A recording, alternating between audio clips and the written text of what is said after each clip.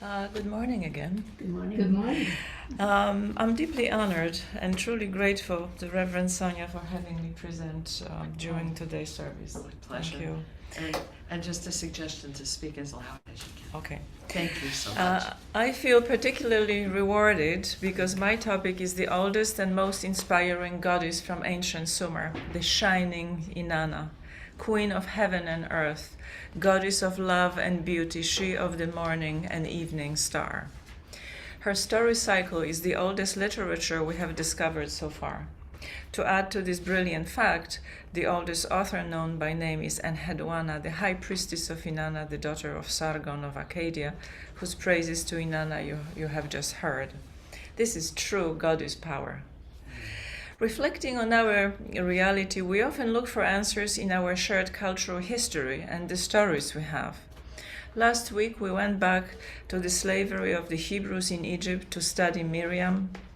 Today, I would like to invite you on a journey to even earlier times, the pre-biblical times. Many of us think the oldest text is the Hebrew Bible, but it is not. And I have a handout, it has been distributed, that I would like you to have a quick look at.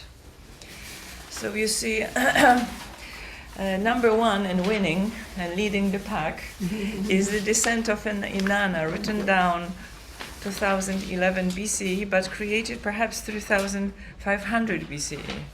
That's a very, very long time ago. Now, after that, we have Enuma Elish, the epic of creation, which has a lot of similar themes that you later see in the Hebrew Bible. Then the Book of Moses and the Ten Commandments are written around the time of the Exodus from Egypt. I will not go over the whole long list, but it's always kind of interesting to see, so what were those earliest texts and why, and think about why it is so important. Today, I will tell you the oldest story that was ever written from this Inanna cycle, and it is a good one, with implications that just might give us some hope today. There is a very famous Sumerian epic poem about a male hero, Gilgamesh, also very interesting, but Inanna's story is older. Before we get to the story, we need to think about what is the world like when Inanna's story is written down. What is going on in the world at that time? Inanna was worshipped as early as perhaps 4000 BCE, and certainly around 3500 BCE in the Copper Age. It is in the early Bronze Age, around 2500, that the people of ancient Sumer built cities with ziggurats in Mesopotamia, in the Tigris and Euphrates Valley, now in Iraq. Together they grow wheat and make bread and ferment beer. Bread and wine have had a special meaning because they are products of a community that thrives thanks to shared labor and mutual support. When people take care of each other, they thrive, an old truth. They worship a pantheon of polytheistic gods that resembles them. The gods have families, feuds, and sometimes drink more. This is the case of god Enki, who gave Inanna the custodianship of the powers under influence. It was a good turn in the end. The gods are, of course, smarter, taller, more beautiful than their humans, and they have superpowers. Inanna is of primary importance in Sumerian religion, and it is in part because women enjoy an elevated status in Sumerian culture. Women are involved in temple business, own real estate, and negotiate money transactions. They can initiate a divorce, they can live alone. The patriarchal institutions of the second millennium BCE gradually curbed or diminished women's role in the public sphere, and Inanna's daughters, such as Aphrodite, are reduced to eroticism and fertility. In contrast with the Jewish, Christian, and Islamic sacred texts that eventually replaced Sumerian stories, the chief actors in the descent of Inanna are not a male god and an assemblage of desert patriarchs, but shining Inanna and terrifying Ereshkigal and a host of gender-fluid servants, spirits, and demons. The descent of Inanna is the story of her perilous journey to the underworld, the domain of her sister, Queen Ereshkigal. The stated reason for her descent is to attend the funeral rites of her husband. Inanna knows, however, that she may likely die in the process. So what really motivates her? Perhaps she is restless and wonders, despite her great powers, is this all? Is this everything? Does she mean to challenge her sister's powers?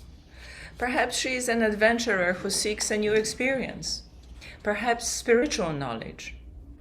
Inanna's story begins with the call to adventure. From the great above, she opened her ear to the great below. From the great above, the goddess opened her ear to the great below. From the great above, Inanna opened her ear to the great below. My lady abandoned heaven and earth to descend to the underworld.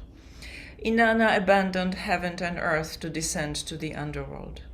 She abandoned her office of holy priestess to descend to the underworld. There is a degree of repetition in the poem, and it is a typical feature of stories composed orally and later down transcribed when writing is invented. Inanna abandons her 7 temples in 7 cities. In preparation for the journey, she adorns her body with the tokens of her power: the crown, breastplate, a lapis lazuli necklace and a rod, a magnificent robe. She leaves her servant Ninshebor directions. If I do not return, set up a lament for me by the ruins. Beat the drum for me in the assembly places. Circle the houses of the gods. Tear at your eyes, at your mouth, at your thighs. Weep before Father Enki. Father Enki, the god of wisdom, knows the food of life. He knows the water of life. He knows the secrets. He will surely not let me die. The pained and angry Ereshkigal hears about Inanna's coming to her domain. My queen, a maid as tall as heaven, as wide as the earth, as strong as the foundations of the city wall, waits outside the palace gates. When Ereshkigal heard this, she slapped her thigh and bit her lip. She took the matter into her heart and dwelt on it. Then she spoke. Bolt the 7 gates of the underworld. Then, one by one, open each gate a crack. Let Inanna enter. As she enters, remove her royal garments. Let the holy priestess of heaven enter bowed low. And so Inanna has a piece of her royal garment removed at each gate and arrives in the underworld naked, without her powers. She is now at the mercy of Ereshkigal. Then Ereshkigal fastened on Inanna the eye of death. She spoke against her the word of wrath. She uttered against her the cry of guilt. She struck her.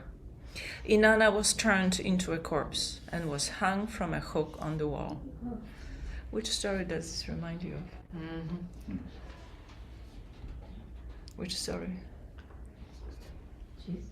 Jesus. Jesus, yes, 3 days, and then he's resurrected.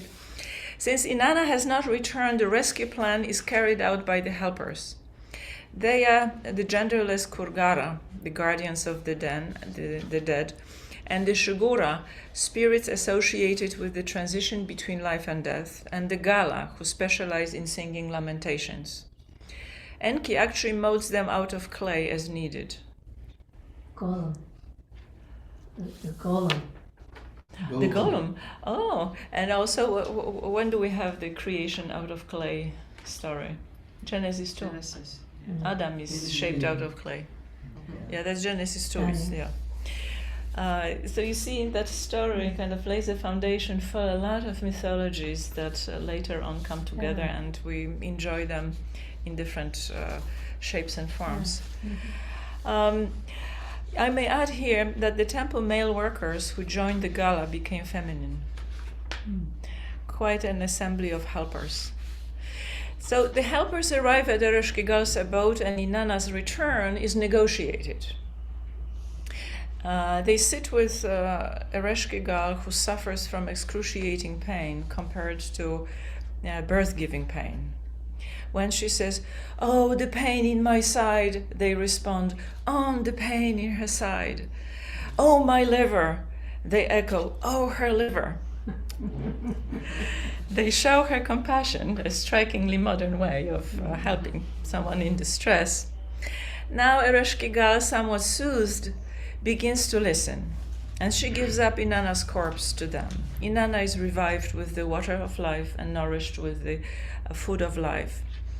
However, the rule of the underworld is that you can't return unmarked, and someone will have to take Inanna's place in the underworld for half a year. That's the negotiation. That someone will be her shepherd consort and husband, Dumuzi. When Inanna returns, she sees that Dumuzi is sitting in her throne. He has not waited 3 days to assume her place. He has not mourned her. Inanna gets angry. Inanna does not ask questions or wait for explanations as a rule. We read, Inanna fastened on Dumuzi the eye of death. She spoke against him the word of wrath. She uttered against him the cry of guilt. Take him. Take Dumuzi away. Dumuzi is also gashed with axes for what he has done. Then Inanna transforms his hands and feet into snakes, and he will slither away in the grass. She will then look for him and actually show some mercy. He will be sent to the underworld in her place. So when Dumuzi appears from the world of the dead, spring comes. And this story reminds you, of course, of Persephone and Demeter, the Greek story. So the same story appears in Greek culture later on. When Persephone returns above the ground, Demeter is happy and spring comes. The descent of Inanna is a quintessential hero's journey codified by Joseph Campbell. The hero's journey is the archetypal transformative quest that involves challenges and the ultimate ordeal before the hero can return home and be celebrated. On the back of your handout you have the very well-known graph illustrating Campbell's hero's journey.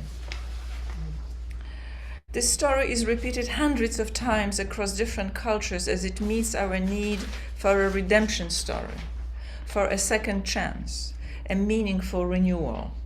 It is the Easter resurrection story. It is the Passover story of a new beginning.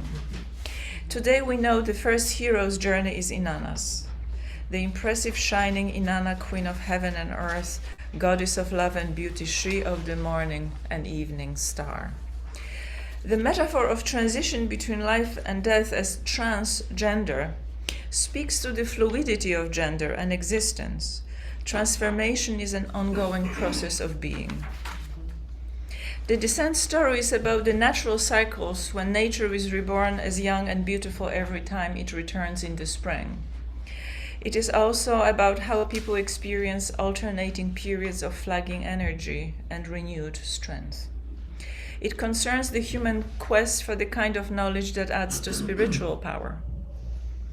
The journeys to the underworld involve facing fear, the unknown, or gaining special knowledge. In the face of grief, disappointment, fear, or simply a sense of something lacking, we may retreat deeply into our own psyches, descend into the psychological depths to do battle with our own demons, which are almost always aspects of ourselves. Indeed, death and despair are very possible outcomes of daring to explore the depths. But Inanna says to us that with luck, courage, and good helpers, we may eventually emerge from the challenging experiences with new power and hope and heightened understanding. This is a story worth knowing about, a great legacy from Sumer. Thank you. Thank you. If you like this video, please like us on YouTube, subscribe to our YouTube channel, and click on the bell to be notified whenever we post a new video. Thank you.